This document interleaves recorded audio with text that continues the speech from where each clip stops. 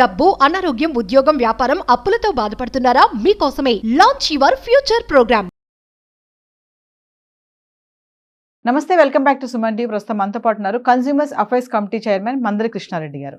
నమస్తే సార్. నమస్తే అమ్మా. Sir, present current US immigration policies ఏవైతే ఉన్నాయో మన ఇండియన్ ఫ్యామిలీస్ పైన ఎలాంటి ఎఫెక్ట్స్ చూపించబోతున్నాయి ఒక్కసారి సార్, అంటే వీసా పరంగా కానీ మొత్తం ఆల్గా చూసుకుంటే ఎలాంటి ఇంపాక్ట్ ఉంటుందంటారు? ట్రంప్ రెండోసారి అధికారంలోకి వచ్చిన తర్వాత ఒక కసి, ఒక ద్వేషం చూపించే పరిస్థితి ఏర్పడింది. ఎందుకంటే అతను అమెరికా ఎలక్షన్స్ టైంలో, తన ప్రెసిడెంట్ ఎలక్షన్స్ టైంలో చాలా ప్రామిస్లు చేశాడు.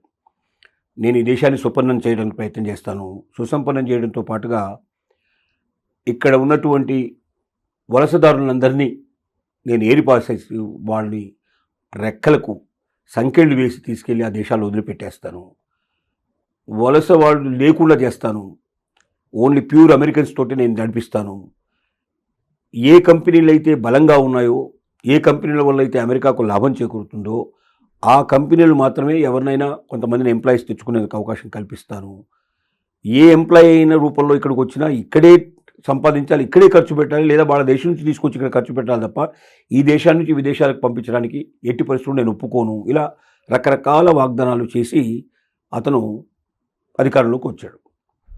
దాన్ని నెరవేర్చడానికి అతనుకున్న చట్టాల గురించి కూడా అవగాహన లేకుండా, చట్టాల గురించి పట్టించుకోకుండా, ఎగ్జిస్టింగ్ చట్టాలు ఒప్పుకోకపోయినప్పటికీ తన మొండివాదంతో అనేక రకాల కొత్త చట్టాలు తీసుకొచ్చే ప్రయత్నం చేశాడు, కొత్త ఆర్డర్స్ పాస్ చేశాడు. అవి కోర్టులోకి వెళ్ళి అతనికి ఎగనెస్ట్గా కూడా వచ్చినవి కూడా జరిగినాయి.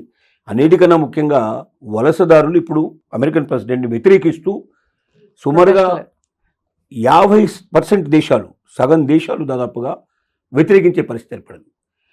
వలసవాదులు కొన్ని రాష్ట్రాల్లో 34%, 35% దాకా ఉన్నారు. అంటే 100 మంది అమెరికన్లు ఉంటే, అక్కడ అమెరికా దేశంలో 100 మంది ఉంటే దాంట్లో 35 మంది ఇతర దేశాల నుంచి వచ్చిన వాళ్ళే ఉన్నారు.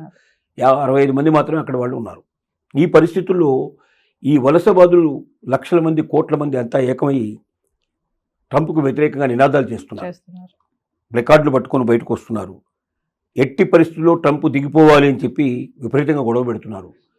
చాలా చోట్ల మిలిటరీని దింపారు, మిలిటరీకి వ్యతిరేకంగా రాళ్లు విసురుతున్నారు, మిలిటరీని గోబ్యాక్ అని చెప్పి తెలియజేసే ప్రయత్నం చేస్తున్నారు. వీళ్ళకి ప్రతిపక్షంగా ఉండేటువంటి కింద ఉన్నటువంటి రాష్ట్రాలు ఏవైతే ఉన్నాయో ఆ రాష్ట్రాల నుండి కూడా అక్కడ ఉన్న గవర్నర్స్ కూడా దాన్ని సపోర్ట్ చేస్తున్నారు. మా దేశం నుంచి వలసవాదులు మేము పంపించాం, ఎందుకంటే వలసవాదుల వల్ల ఏమవుతుందంటే అక్కడ వ్యవసాయం అభివృద్ధి అయింది, అక్కడ పరిశ్రమలు అభివృద్ధి అయినాయి, అక్కడ వ్యాపారాలు అభివృద్ధి అయినాయి. వలసవాదుల వల్ల ఇదంతా జరుగుతోంది. ఇప్పుడు వలసవాదులను పంపించేస్తే వీళ్ళు 4 రెట్లు, 5 రెట్లు, 10 రెట్లు ఎక్కువ జీతాలు ఇవ్వాల్సిన పరిస్థితి ఏర్పడుతుంది. 10 రెట్ల జీతం ఎక్కువ ఇచ్చి అమెరికన్లు పెట్టుకుని పని చేయించాలంటే, ఒకటి అమెరికన్స్ వాళ్ళు చేసినట్టుగా కష్టపడి పని చేయరు, రెండోది వీళ్ళు ఆడుతూ పడుతూ చేసే ప్రయత్నం చేస్తారు, రెండోది వీళ్ళకి 5 to 10 times ఎక్కువ పేమెంట్ చేయాల్సి వస్తుంది. దానివల్ల మేము పని తక్కువ జరుగుతుంది, ఎక్కువ పని మనకు వేతనం ఇవ్వాల్సి వస్తుంది. దానివల్ల మేము నష్టపోతాం, మా వ్యాపారాలు సక్రమంగా నడవు, మా ఇండస్ట్రీస్ నడవు, మా వ్యవసాయాలు నడవు. కాబట్టి మాకు వలసవాదులు కావాలి అని ఎవరు డిమాండ్ చేస్తున్నారు? అమెరికన్స్ డిమాండ్ చేస్తున్నారు. ఈ పరిస్థితుల్లో ట్రంప్ దిగిపోతాడేమో అన్న ఆలోచనలు కూడా చాలామంది చేస్తున్నారు. అక్కడ చెప్తున్నటువంటి అక్కడ మేధావులు దాన్ని విశ్లేషించి ప్రయత్నం చేస్తున్నారు. ఇది ఇట్లా ఉండగా మన భారతీయుల పరిస్థితి ఏమిటంటే, ఒకటి భారతదేశం నుంచి అమెరికాకు వెళ్ళాలనుకున్నటువంటి వాళ్ళు, లేక అమెరికాలో ఉన్నటువంటి వాళ్ళు ఆ దేశాన్ని విడిచి ఏం చేయాలనుకున్న వాళ్ళు, ఈ రెండు పరిస్థితులు ఇప్పుడు అక్కడ స్పష్టంగా కనబడుతున్నాయి. ఎందుకంటే చాలా మంది కుటుంబాలు కూడా అక్కడ స్థిరపడిపోయాయి కదా. మరి వచ్చే కొత్త లాస్ ఏవైతే వస్తున్నాయి చట్టాలు, మరి అవి వాళ్ళ పిల్లలకి కానీ ఇవన్నీ కూడా ఇబ్బంది కదా, చాలా ఇబ్బంది, మామూలు ఇబ్బంది కాదు. ఎందుకంటే అంతకుముందు ఏముండేదంటే, అమెరికాలో పోయిన తర్వాత పుట్టిన పిల్లలు ఎవరుంటే, అంటే వాళ్ళు ప్రెగ్నెన్సీ ఎక్కడైనా జరగవచ్చు, ప్రపంచంలో ఏ మూలనైనా ప్రెగ్నెన్సీ జరిగినా అమెరికాకు వెళ్ళి అక్కడ బర్త్ అంటూ జరిగితే వాడు అమెరికన్ కింద లెక్క అయ్యేవాడు, సిటిజన్, ఆటోమేటిక్గా సిటిజన్ ఉండేది. నేచర్ ప్రతి దేశంలో కూడా అదే ఉంటుంది. ఏముంటుంది, ఆ దేశంలో పుట్టినప్పుడు ఆ దేశం బిడ్డ అవ్వడానికి అవకాశం ఉంటుంది. కానీ ట్రంప్ తీసుకొచ్చిన కొత్త విధానం ద్వారా అట్లా లేదు. ఒకవేళ తల్లి తండ్రి ఇద్దరు కూడా వాళ్ళు అమెరికన్ సిటిజన్స్ అయితే, అంటే గ్రీన్ కార్డే కాదు, సిటిజన్షిప్ వచ్చి ఉండాలి వాళ్ళకి. ఇద్దరికీ సిటిజన్షిప్ వచ్చిన పుట్టిన పిల్లలు మాత్రమే అమెరికన్ పిల్లల కింద పరిగణిస్తాం.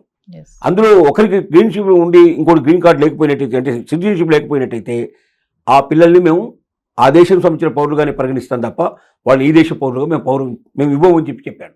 ఇది చాలా మేజర్ డిఫరెన్స్ అన్నట్టు. ఎందుకంటే అమెరికాలో బిడ్డను కనడం కోసమే చాలామంది ఇక్కడి నుంచి ప్రెగ్నెన్సీ వచ్చిన తర్వాత కూడా 8th monthలో 8th మంత్లో కూడా ప్రయాణాలు చేసి వెళ్ళిన వాళ్ళు ఉన్నారు. ఉన్నారు. అంటే జనరల్గా ప్రయాణానికి ఒప్పుకోరు, డాక్టర్లు వద్దని వారిస్తారు. అయినప్పటికీ ఎందుకంటే మరి అక్కడికి వెళ్ళి బిడ్డను కంటే అమెరికన్ బిడ్డ అయిపోతాడు, సిటిజన్షిప్ వచ్చేస్తూ మనకి ఈజీగా మన బిడ్డ గురించి మనం బాధపడాల్సిన అవసరం లేదని భయతుల్లో చేశారు ఆ పని. ఇప్పుడు అవన్నీ మట్టి కట్టుకుపోయినాయి. ఇప్పుడు అమెరికన్ ఫ్యామిలీస్లో ఏం చేయాలో, అమెరికాలో ఉన్నటువంటి ఇండియన్స్ కానీ ఇతర దేశాలు కానీ ఏం చేయాలో అర్థం కానీ ఒక భయానకమైన పరిస్థితిలో ఉన్నారు వాళ్ళు. తమ బిడ్డల భవిష్యత్తు ఏమవుతుంది, సిటిజన్షిప్ లేకపోతే వాళ్ళని బయటకు పంపిస్తే వీళ్ళు ఇక్కడ సిటిజన్ గారు ఇంకెక్కడ సిటిజన్ గారు. ఇండియా వాడు ఒప్పుకోదు కదా, అమెరికాలో గడ్డ బిడ్డని ఇండియాలో ఎందుకు పౌరుడుగా ఒప్పుకుంటారు? కాబట్టి ఆ బిడ్డ అమెరికన్ బిడ్డ, ఇండియన్ బిడ్డ ఏమవ్వాలి? పెద్ద ప్రశ్న ఇది. ఇలాంటి అనేక భయానక పరిస్థితులు ఉన్నాయి. తర్వాత అట్లాగే భార్య డిపెండెంట్ వీసా మీద వెళ్ళింది, భర్తకి అక్కడ సిటిజన్షిప్ ఉంది, భార్యకి సిటిజన్షిప్ రాలేదు ఇంకా. అట్లా పడి ఉన్నటువంటి చాలా ఉన్నాయి కేసులు. స్పౌసెస్ ఉంటారు, కొంతమంది స్పౌసెస్ కూడా ఉంటారు. ఇప్పుడు ఏం కావాలి వాళ్ళంతా? వాళ్ళు తిరిగి వెనక్కి రావాలా, వస్తే ఒకరే రావాలా, ఇద్దరు రావాలా, మొత్తానికి వచ్చి భవిష్యత్తు ఏమిటి, కుటుంబ పరిస్థితి ఏమిటి, బిడ్డ ఒకవైపు, భార్య ఒకవైపు, భర్త ఇంకోవైపు, ఇలా విడిపోయి జీవితం గడపగలరా? కాబట్టి నిద్ర లేని రాత్రులు గడుపుతున్నాను నేను చెప్పాలంటే. ఇలాంటి పరిస్థితుల్లో మనం ఇచ్చే సలహాలు ఏమిటంటే, ముఖ్యంగా ఒకటి, ఆ దేశం సురక్షితమా కాదా వాళ్ళకున్న పరిస్థితులన్నీ అంచనాలు వేసుకొని ఆ దేశం సురక్షితం కాకపోతే ఆల్టర్నేటివ్స్ ఉన్నాయి. ఒకటి యూకే. ఇవాళ యూకేలో బ్రహ్మాండమైన అవకాశాలు ఉన్నాయి. యూకే రమ్మని పిలుస్తోంది. యూకే లోపల మనకు యునైటెడ్ కింగ్డమ్లో లండన్ కానీ మిగిలినటువంటి యూరోప్ దేశాల్లో కానీ చాలా దేశాల లోపల మంచి పరిస్థితులు ఉన్నాయి, స్థిరమైన ప్రభుత్వాలు ఉన్నాయి. అక్కడ ఇక్కడికన్నా తక్కువ వీసా ఛార్జెస్ ఉంటాయి, ఇక్కడికన్నా బహుళ ప్రయోజనాలు అక్కడ ఉండే అవకాశాలు ఉన్నాయి. జీతం కొంచెం తక్కువ రావడానికి అవకాశం ఉంది, కానీ జీవితం సుస్థిరంగా నిర్మించుకోవడానికి పాసిబిలిటీ ఉంది. ఇలాంటి తలతిక్క వ్యవహారాలు అక్కడ లేవు. ట్రంప్ లాంటి వాడు అక్కడ లేడు కాబట్టి విధానాలన్నీ పర్ఫెక్ట్గా ఉంటాయి కాబట్టి కనీసం భవిష్యత్తు అన్నా బాగుంటుందని ఒక నమ్మకంతో, విశ్వాసంతో బతకడానికి అవకాశం ఉంటాయి. అంటే సార్ ఇప్పుడు యుఎస్ ఇమిగ్రేషన్ వాళ్ళు ఈ ఫ్యామిలీ బేస్డ్ వీసాస్ ఏమన్నా ఉంటాయా అసలు? ఫ్యామిలీ బేస్డ్ అంటే ఇప్పుడు గోల్డ్ కార్డ్ ఏంటి? ఒక వ్యక్తికి 49 కోట్లు. సపోజ్ భార్యాభర్తలు ఇద్దరు ఉన్నారనుకోండి, ఇద్దరు కట్టాల్సి వస్తుంది. అలాగే ఇంట్లో నలుగురు ఉంటే నలుగురు కట్టాల్సి వస్తుంది. అంటే దాదాపు కొన్ని 100 కోట్లు వెచ్చిస్తే అందరికీ వీసాలు వస్తాయి, కుటుంబంతో హాయిగా ఉండొచ్చు. మరి అన్ని 100 కోట్లు మరి పెట్టగలిగే వాళ్ళు ఎంతమంది ఉంటారు? చాలా తక్కువ మంది ఉంటారు. అసలు అమెరికాకు వెళ్ళిన వాళ్ళలో ఎక్కువ మంది ధనవంతులు వెళ్ళలేదు. పేదవాళ్ళు, ఇక్కడ కష్టపడి పైకి వచ్చిన వాళ్ళు, చదువుకోవడానికి అక్కడ వెళ్ళి అక్కడ స్థిరపడ్డ వాళ్ళు ఎక్కువ మంది ఉన్నారు. అక్కడ సంపాదించారు, తర్వాత అక్కడ కోటీశ్వరులు అయినారు, అక్కడ ధనవంతులు అయినారు. కానీ ఇక్కడే ధనవంతులైన వాళ్ళు వెళ్ళి ఇండియాలో మనకు వ్యాపారం అక్కర్లేదు వెళ్ళి అమెరికాలో వ్యాపారం చేస్తాను వెళ్ళిన వాళ్ళు వేళ్ల మీద లెక్కించిన వెళ్ళిన వాళ్ళు ఉంటారు, అంతకన్నా ఎక్కువ ఉండరు. ఇప్పుడు ఏమైందంటే ఇక్కడి నుంచి వెళ్ళి అక్కడ స్థిరపడాలనుకున్న వాళ్ళు కళ్ళన్నీ కళ్ళైపోయినాయి. ఎవరైనా అట్లా వెళ్ళాలనుకుంటే వాళ్ళకి తెచ్చిన ఏంటంటే, అక్కడ ఉన్న కంపెనీలు, బలమైన కంపెనీలు మిమ్మల్ని పిలుస్తున్నాయా లేదా ముందు చెక్ చేసుకోండి. అక్కడ బాగా బలమైన కంపెనీ కావాలి. అక్కడ ఏదో వాళ్ళకేస్తే స్థిరత్వం లేనట్టు వాళ్ళ వీసాలు అంగీకరించదు అక్కడ అమెరికన్ గవర్నమెంట్. బలమైనటువంటి పెద్ద పెద్ద కంపెనీస్ ఏవైతే ఉన్నాయో అవి అట్లాంటి ఫార్చ్యూన్ కంపెనీలు ఏవైనా ఉంటే ఆ కంపెనీలు మిమ్మల్ని ఇన్వైట్ చేయగలిగితే ఆ లెటర్ మీకు బాగా పనికొస్తుంది. దాని పేరు మీకు H1 వీసాలు, మంచి వీసాలు, H4 వీసా కానీ, H1 వీసాలు కానీ ఇలాంటివన్నీ అక్కడ దొరికే అవకాశాలు ఉన్నాయి. L1 వీసాలు కానీ, L4 వీసాలు కానీ దొరుకుతాయి. వీటి లోపల మీరు వెళ్ళి ఏదైనా ఒక బలమైన వీసా మీకు ఉన్నట్టయితే మీరు వెళ్ళడానికి మీరు సిద్ధపడండి. కానీ చిన్న చిన్న కంపెనీలు వాటికే సరిగ్గా స్థిరత్వం లేనటువంటి మీకు ఇచ్చినా కూడా అక్కడికి వెళ్ళిన తర్వాత మీకు ఎంతకాలం ఉంటారో మీకే తెలియని పరిస్థితి. అంటే ఇక్కడ ఉన్న అవకాశాలను వదులుకొని మీరు మూటమల్లి సర్దుకొని అక్కడికి వెళ్ళి అక్కడ స్థిరత్వం లేక ఇక్కడ ఉన్నది కోల్పోయి రెంట్కి జెండా రేవడిపోయే పరిస్థితి ఏర్పడుతుంది. అంటే సార్ ఇప్పుడు గ్రీన్ కార్డ్ సిటిజన్ లేని వాళ్ళు ఇండియన్ ఫ్యామిలీస్ అక్కడ ఉంటారు కదా కొంతమంది, వాళ్ళందరినీ కూడా చెక్ పెట్టే టైం అంటారా? 100% వెళ్ళమని కదా చెప్పేది. ఇప్పుడు అతను ఏమంటున్నాడు, వేరి పంపించేందుకు ప్రయత్నం చేస్తున్నాడు. గ్రీన్ కార్డు ఉన్న వాళ్ళని ఇప్పుడు ఇమీడియట్గా ఏం పంపించకపోయినా వాళ్ళు ఏదైనా తప్పు చేస్తే మాత్రం వెంటనే గ్రీన్ కార్డు క్యాన్సిల్ చేసి పంపించే అవకాశాలు ఉన్నాయి. ఓకే, ఇప్పుడు గ్రీన్ కార్డు కూడా లేని వాళ్ళు చాలా మంది ఉన్నారు. గ్రీన్ కార్డు లేదు, ఊరికనే ఏదో ఒక వీసా మీద పోయారు. అక్కడికి స్టూడెంట్ వీసా మీదనో లేకపోతే H1B వీసా వెళ్ళారు. 3 ఏళ్ళు 5 ఏళ్ళు అయిపోయింది, అక్కడ కంపెనీతో పని ముగించింది, బయటకు వచ్చేసారు. ఇంకో కంపెనీ దొరికించుకునే ప్రయత్నంలో ఉన్నారు, లేదా చిన్న చితక ఉద్యోగాలు చేస్తున్నారు. ఇప్పుడు వాళ్ళందరిది అభద్రతా భావమే. ఎందుకంటే వీసా లేదు వాళ్ళ దగ్గర. నిజం చెప్పండి, వీసా అయిపోయింది, ఇల్లీగలే. ఒక్కరోజు ఉన్నా అది ఇల్లీగల్ కిందకే వస్తుంది. వీళ్ళని ఏ క్షణంలో అయినా పట్టుకొని బయటకు పంపించే అవకాశాలు ఉన్నాయి. ఎందుకంటే ట్రంప్ ఫస్ట్ తీసుకున్న నినాదమే ఇల్లీగల్ ఇమిగ్రేషన్స్. ఎప్పుడైతే అధికారంలోకి వచ్చాడో ఫస్ట్ సంతకం పెట్టింది అది.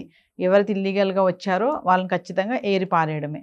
సో ఓవరాల్గా సార్, అంటే మన ఇండియన్ ఫ్యామిలీస్కి ప్రస్తుతం అక్కడ ఉన్నటువంటి పరిస్థితి చెప్పారు, ఇలా ఇలా ఉంటుంది, ఇల్లీగల్గా ఉంటే ఖచ్చితంగా బ్యాక్ రావాల్సిందే, గ్రీన్ కార్డ్ ఉన్నా వాళ్ళని ఏరి బయటకు పంపించాల్సిందే. ఫైనల్గా ఏం చెప్తారు సార్? ఫైనల్గా నేను చెప్పేది ఒకటే, అభద్రతా భావంతో బతకండి. అభద్రతా భావంతో బతకడం అంటే ప్రతిరోజు నరకం అనుభవించడమే.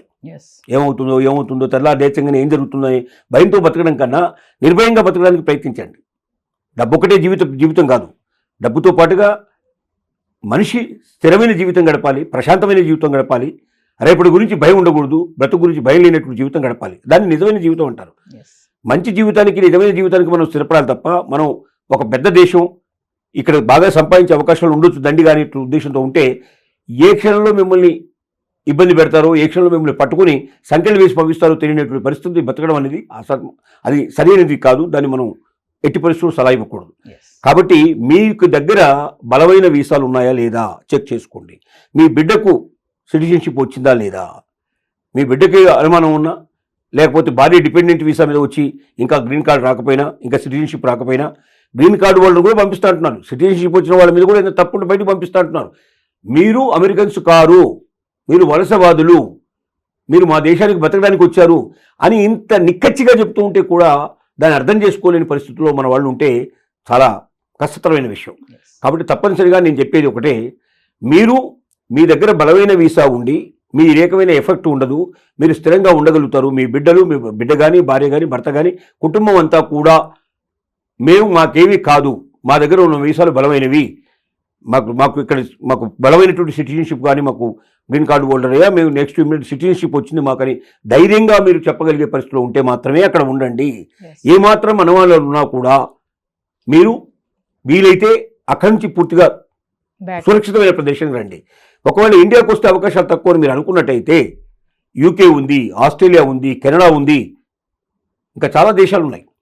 ఈ దేశాలు పిలుస్తున్నాయి, ఇండియన్స్ రమ్మంటున్నాయి, మీ తెలివితేటలు మా దేశంలో పెట్టండి, మేము మీకు అవకాశాలు కల్పిస్తామని పిలుస్తున్నాయి. అట్లా వెళ్ళే ప్రయత్నం చేయండి. అంతేగాని అభద్రతా భావంతో బతకండి. ఇది మనం ఇచ్చేటువంటి సలహా. Thank you.